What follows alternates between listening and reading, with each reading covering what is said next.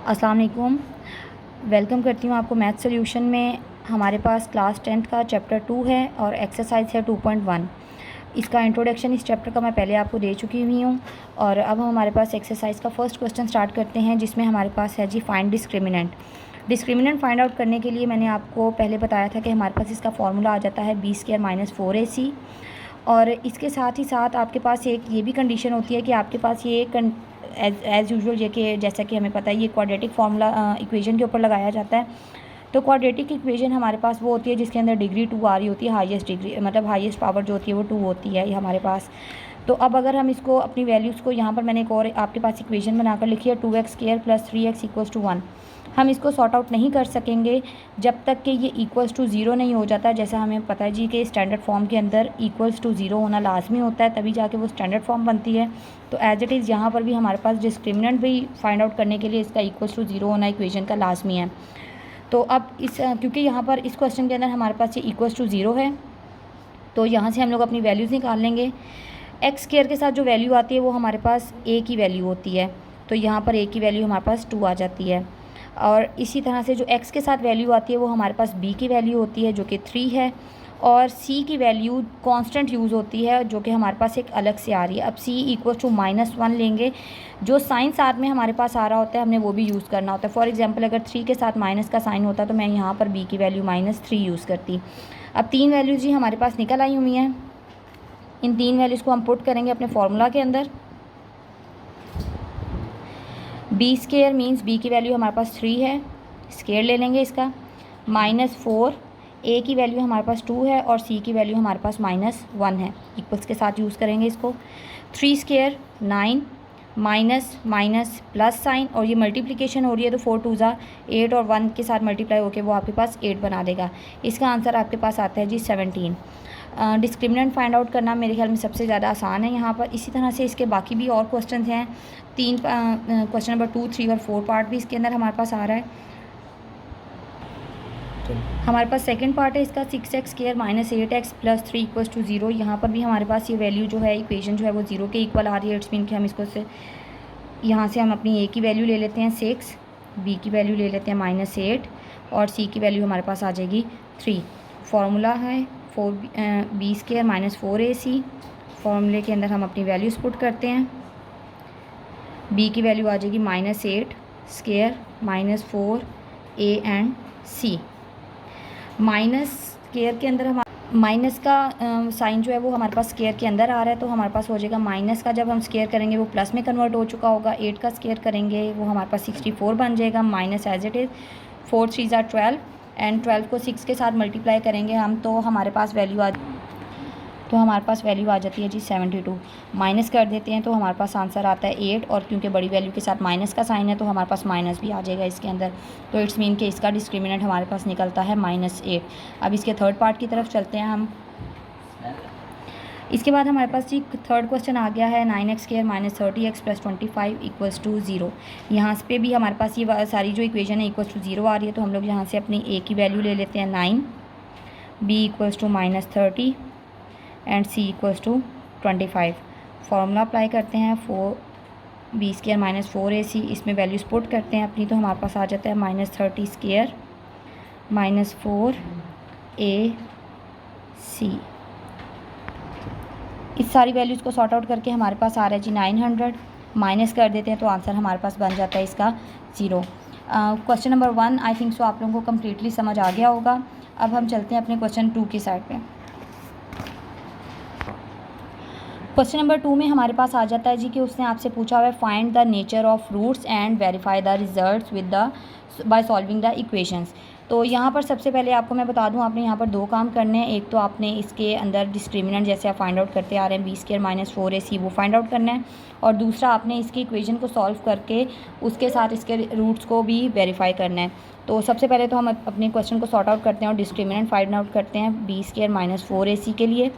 तो यहाँ से हमारे पास a की वैल्यू आ जाती है इस इक्वेशन में से 1, b = -23 एंड c = 120।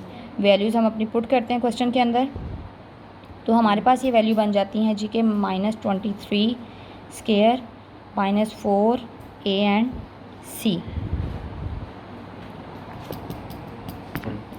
तो इन सारी वैल्यूज़ को हमारे पास सॉर्ट आउट करके हमारे पास आंसर आ रहा है जी 49। अब मैंने आपको जब हमने मैंने आपको जब इंट्रोडक्शन दिया था तब बताया था कि हमारे पास वैल्यूज़ अगर b² - 4ac greater than 0 and इसी के साथ साथ हमारे पास आता है जी कि जो आंसर है वो एक परफेक्ट स्क्वायर है, तो हमारे पास कंडीशन लगती है उसके रूट्स के लिए कि उसके रूट्स जो है हमारे पास वो रैशनल और अनइक्वल होने चाहिए। तो अभी तो हमारे पास ये ग्रेटर दैन 0 आ गया, बाकी इसको वेरीफाई करने के लिए इसके रूट्स चेक करेंगे हम। तो रूट्स मैंने आपको ये रूट्स के बारे में भी बताया था कि हमारे पास जो b, अब हमने इसकी वेरीफिकेशन भी करनी है। b minus b plus minus √b² - 4ac divided by 2a। इधर से जो दो आंसर्स हमारे पास निकलते हैं वो इसके रूट्स होते हैं। तो अब इसके अंदर भी हमारे पास जो वैल्यूज़ ऊपर हमने बताई हुई हैं वही वाली वैल्यूज़ हम इसके अंदर पुट करेंगे। तो b की वैल्यू पुट करते हैं, माइनस का साइन एज इट इज़, और b की वैल्यू हमारे पास आ रही है -23 प्लस माइनस -23 का स्क्वायर आ जाएगा -4, a की वैल्यू 1 और c की वैल्यू हमारे पास आ जाती है जी 120, और डिवाइडेड बाई इसके साथ आ जाएगा 2 और a की वैल्यू है हमारे पास 1। यहाँ से माइनस माइनस हमारे पास प्लस हो जाता है, प्लस माइनस √। इस सारे वैल्यू को हम लोग पहले भी सॉर्ट आउट कर चुके हैं, तो हमारे पास आंसर निकला वहाँ से 49 और 2 हमारे पास एज इट इज़ आ जाता है। अब यहाँ पर हम लोग इन सारी वैल्यूज़ को अगर सॉर्ट आउट करें तो हमारे पास आता है 23 + 7 divided by 2 with minus sign. तो एक बार अब हमने इसको प्लस के अंदर सॉर्ट आउट करना है और एक बार हमने इसको माइनस के साइन में सॉल्व करना है। तो अब हमारे पास जो वैल्यूज़ आ रही हैं वो है 23 + 7 divided by 2, 23 - 7 divided by 2। In values को सॉर्ट आउट करते हैं इन वैल्यूज़ को सॉर्ट आउट करते हैं तो हमारे पास आंसर आता है 5, और इस वाली वैल्यू को अगर हम सॉल्व करते हैं तो हमारा आंसर आता है 23 - 7 = 16 डिवाइडेड बाई 2, 8।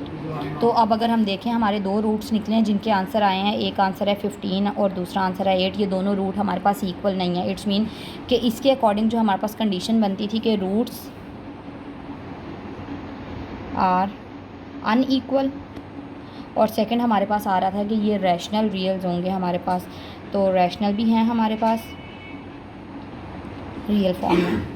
तो अगर आप देखें कि रैशनल किस तरह से, तो हमारे पास ये वैल्यू जो आ रही है 15 डिवाइडेड बाई 1 ही होगा, क्योंकि अगर नीचे 0 आ जाती है वैल्यू तो फिर तो वो हमारे पास रैशनल नहीं रहते, वो इन्फिनिटी की साइड पे चले जाते हैं। तो इस बिहाफ में हम कह सकते हैं कि ये हमारे पास अनइक्वल और रैशनल है। इट्स मीन कि हमारे पास वेरिफिकेशन भी हो गई कि हमारे पास जो आंसर आ रहा है वो b² - 4ac का ग्रेटर दैन 0 आ रहा है, परफेक्ट स्क्वायर आ रहा है, और उसी के साथ साथ जो इसके रूट्स हमारे पास आ रहे हैं वो अनइक्वल रैशनल हैं हमारे पास।